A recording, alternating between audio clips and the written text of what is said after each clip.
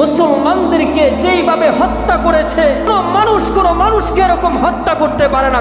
তাদের উপরে আমাদের জিহাদ ফরজ। আজকে আমরা এখানে বসে আছি, কিন্তু তাদের উপরে আমাদের জিহাদ ফরজ। জিহাদ ফরজ তিন কারণে। কাফের মুশরিকদের সাথে মুসলমান মোকাবেলা করবে, যখন সামনাসামনি চলে আসবে তখন তাদের মুসলমানরা পিছপাও হটা হারাম। ওই সময় কাফের মুশরিকদের সাথে মুসলমানরা জিহাদ করা ফরজে আইন।